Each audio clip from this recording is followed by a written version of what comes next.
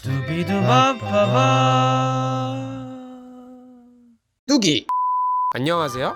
사악한 녀석들 두기입니다. 여러분, 대한민국 대표 성씨 하면 어떤 성씨가 가장 먼저 떠오르시나요? 대부분이 바로 김씨를 떠올릴 텐데요.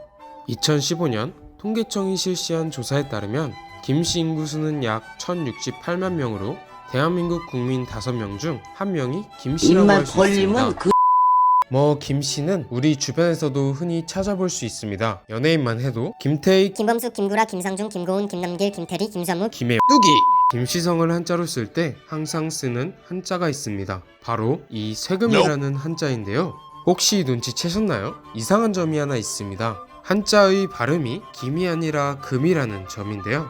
몇몇 학자들의 견해에 따르면 실제 삼국시대나 고려시대까지만 해도 이 성씨를 김씨가 아닌 금씨로 발음했을 것이라고 합니다. 그렇다면 현재 우리는 이 성씨를 왜 금씨가 아니라 김씨라고 부르는 걸까요? 현재까지 가장 유명하고 그럴듯하다고 인정받는 가설을 여러분께 소개시켜드리고자 합니다. 두비두바바바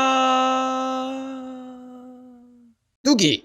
때는 조선 건국으로 거슬러 올라갑니다. 조선의 1대왕 이성계는 약 500년간 지속되어 온 고려 왕조를 무너뜨리고 새롭게 조선을 건국합니다. 때문에 그는 온 천하에 자신이 새 나라의 왕이 되어야만 한다는 정당성을 보여줘야만 했습니다. 그래서 그가 민심을 얻기 위해 유행시켰던 노래가 있으니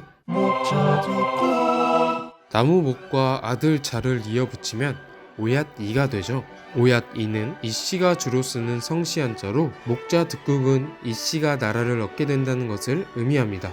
이성계의 세력은 목자 득국을 민간에 유행시킴으로써 이씨 왕조의 등장에 정당성을 부여했습니다.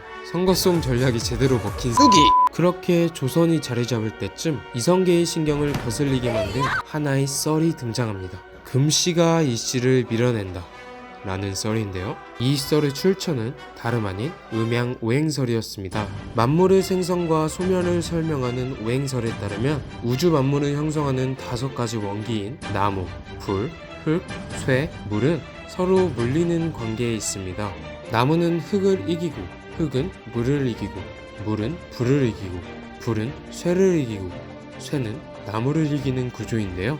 이 씨는 이 중에서 나무의 성질을 가지고 있습니다.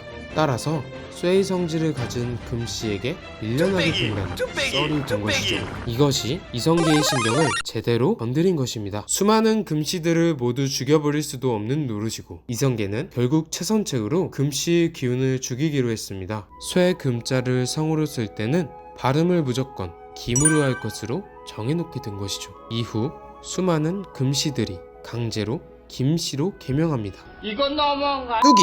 물론 지금 입장에서 들으면 황당한 이야기가 아닐 수 없습니다. 아니, 썰 하나 때문에 강제 창씨 개명이라뇨. 그러나 당시에는 굉장히 중요한 문제였습니다. 음양오행설이 지금보다 큰 힘이 있었던 시대였기도 하고요. 게다가 건국 초기라 정권의 유지가 매우 중요한 시대였기에 이를 그냥 흘려보낼 수 없는 시대였던 것입니다. 뚜기.